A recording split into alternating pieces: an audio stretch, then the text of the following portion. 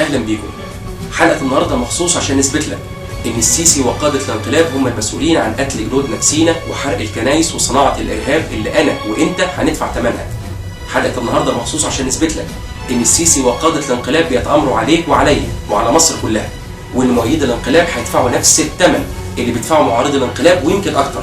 ولكن السؤال اللي كان محيرنا، يا ترى انت محتاج كام فيديو وكام دليل علشان تفوق من الوهم والكذبه اللي انت عايش فيها؟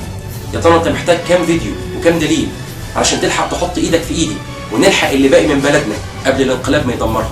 السؤال اللي كان محيرنا، يا ترى انت محتاج كام فيديو وكام دليل علشان تعرف ان قادة الانقلاب ليسوا اكثر من مجرمين؟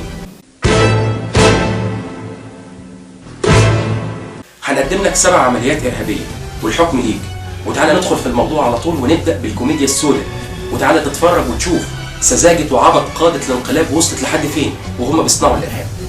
علوي، ضعنا في تفاصيل حادث إلقاء قنبلة على قسم بولاق الدكرور، خصوصا أنني تابعتك في 12 وأنت تنفي هذا الخبر ثم عدت لتؤكده من جديد.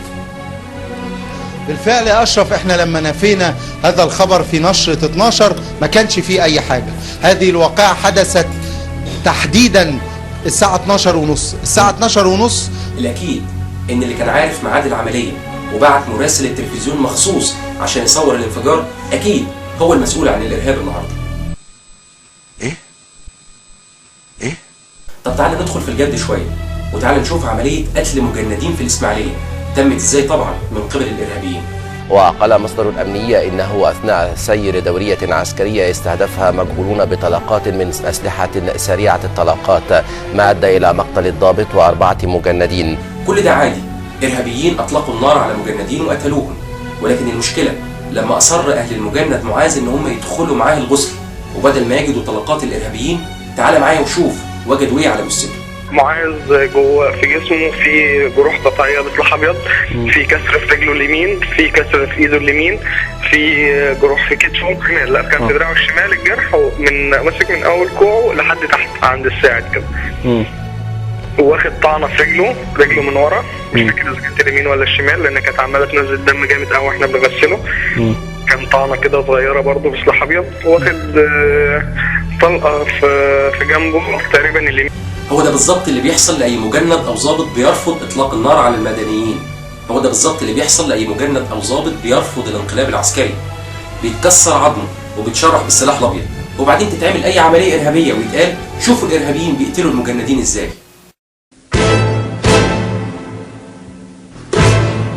طب تعالى معايا نشوف عملية من أكبر العمليات الإرهابية اللي اتعملت في سيناء، وتعالى وشوف تآمر وإجرام قادة الانقلاب العسكري وصل لحد فين. ومن جانبه كشف مصدر أمني أن المسلحين الذين هاجموا مبنى مديرية أمن شمال سيناء مساء أمس استخدموا صاروخا باليستيا أمريكي الصنع في هجومهم.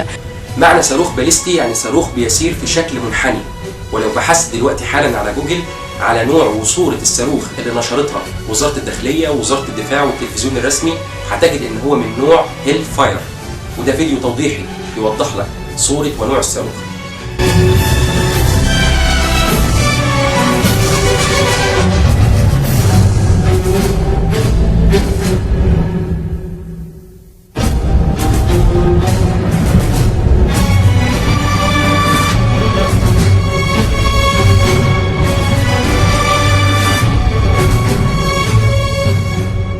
أي معلومة هنقولها لك دلوقتي عن الصاروخ هيلفاير تقدر تتأكد منها عن طريق النت، علشان تكتشف إن الصاروخ هيلفاير يقدم من ضمن المعونة الأمريكية للجيش المصري من سنة 1984.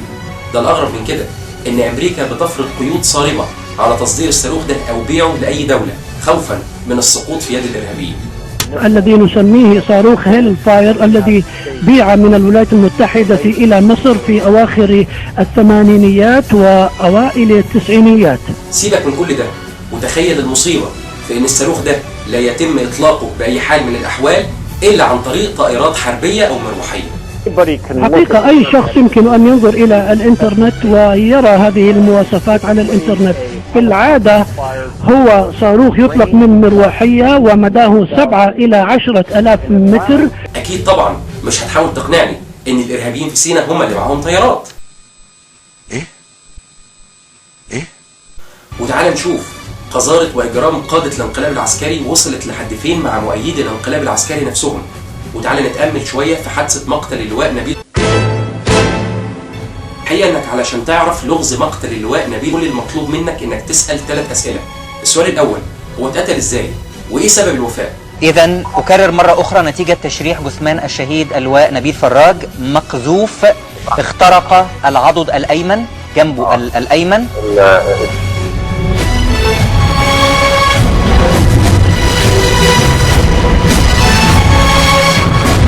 بأكيد ده قناص محترف، عارف ان اللواء نبيل كان لابس قميص واقي من الرصاص، فاستخدم بندقية قنص باحتراف شديدة وقدر يقتل اللواء نبيل برصاصة واحدة من الجانب الأيمن.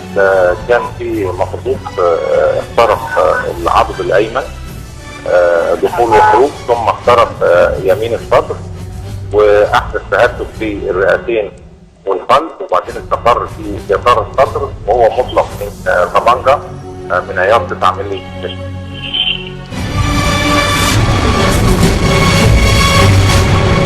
ان اللواء نبيل ينضرب في جنبه اليمين لان ده المكان الوحيد اللي ممكن يقتله وهو لابس قميص واقي ضد الرصاص صدفه. ان اللواء نبيل بدل ما ينضرب ببندقيه قنص ينضرب بمسدس 9 مللي برضه صدفه. لكن اكيد لما تعرف المسافه اللي انضرب منها اللواء نبيل وسط كم الحشود من مدرعات الجيش والشرطه والبلطجيه اللي كانوا واقفين، هتعرف ان الموضوع ما كانش صدفه وان كل شيء كان مترتب. مسافه الاطلاق جاوزت مدى الاطلاق القريب، اي جاوزت 3 أمثال طول ماسوره السلاح المستخدم. ده من على مسافة قريبة.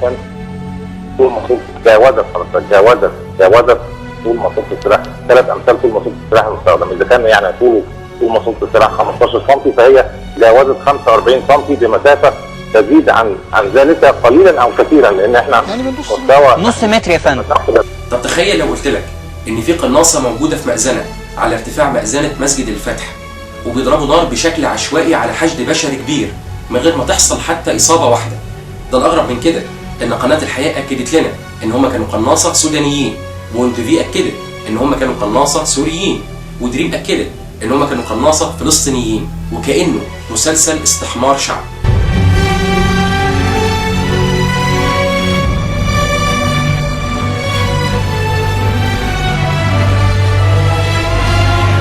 المصيبة لما تنزل خريطة مسجد الفتح علشان تكتشف ان مفيش مدخل للمأذنة من داخل المسجد للمعتصمين، وان المدخل الرئيسي موجود بره المسجد وكان تحت سيطرة قوات الامن طوال اليوم. ايه؟ طب تخيل معايا مثلا ان قادة الانقلاب والاعلام بيحاولوا يقنعوك ان معارضي الانقلاب العسكري الارهابيين طبعا اللي هو احنا قرروا ان هم يحرقوا الشركة، بس بدل ما بيحرقوا الشركة من تحت قرروا ان هم يحرقوا الشركة من فوق، وكأننا معانا طيارات او كأننا اصلا عفاريت او اشباح. المبنى مكون من كام طابق يا دكتور؟ كام دور؟ 9 طوابق. 9 طوابق. انا شايفه النار مشتعله في الجزء الاعلى. هو النار الحقيقه اشتعلت يعني في طابقين بس بتمتد لان المبنى كله اوراق يعني الحقيقه. لا يعني دول الطابقين العلويين؟ السادس والسابع. طب يبقى ازاي من الاشتباكات اللي تحت؟ هو تم اقتحام المبنى قبل الاشتباكات؟ لا لان في كان ضرب من فوق، في طياره برضه بتضرب وكده. قبل ما نختم خلينا نعزي اخواننا المسيحيين في حادثه الوراق، وتعالى نشوف تدبير ربنا سبحانه وتعالى وهو بيبرأ جماعه زي جماعه الاخوان المسلمين من الحادثه دي، وبيوريك اخلاق جماعه الاخوان المسلمين حتى في عز ازمتها وصلت لحد فين. وعايز اقول حاجه ان في 3 من الاخوان المسلمين مصابين في المستشفى. من ضمن المصابين كانوا جايين يجاملوا اخواتهم المسيحيين، كانوا جايين يحضروا الفرح. كانوا جايين يحضروا الفرح، فحصل اللي حصل. طبعا هم موجودين في المستشفى دلوقتي مع المسيحيين. في ختام حلقتنا هيفضل السؤال: ايه اللي بيخلي قادة الانقلاب العسكري بتلجأ الى صناعة الارهاب والعنف بالطريقة دي؟ وعلشان تجاوب على السؤال ده كل المطلوب منك انك ترجع للتاريخ، وانصحك انك تقرا كتاب الحرب القذرة للحبيب سويدية. والحبيب سويدية هو كان ضابط مظلات في الجيش الجزائري من سنة 1992 لسنة 2000 بعد الانقلاب العسكري في الجزائر، وبيحكي فيه عن كم من المؤامرات والاغتيالات والقتل والاعتقال والسحل والتفجيرات غير طبيعي كانت بتقوم بيها المخابرات الحربية في الجيش الجزائري بنفسها، وكانت بتشرف على عمليات في قمة القذارة. الكتاب ده كان سبب صدمة في أوروبا، لأن لا يمكن لعقل أو منطق أن يصدق إن في جيش ممكن يعمل الأعمال دي قد اللي حصل في مصر لحد النهاردة 100 مرة، ولأن الفاشية فكر واحد، فلازم تفهم ان اللي قتل اللي هو نبيل ما عندوش اي مشكله ان بكره يقتلك في بيتك، وان اللي فجر اسمه بولاق بكره يفجر بيتك، وان اللي ضرب الصاروخ بكره يضرب الصاروخ على بيتي وعلى بيتك، ولان المؤامره النهارده بقت مؤامره على بلد كلها. فيا ريت تفوق ونلحق اللي باقي من بلدنا. فاللهم بلغت اللهم فشل.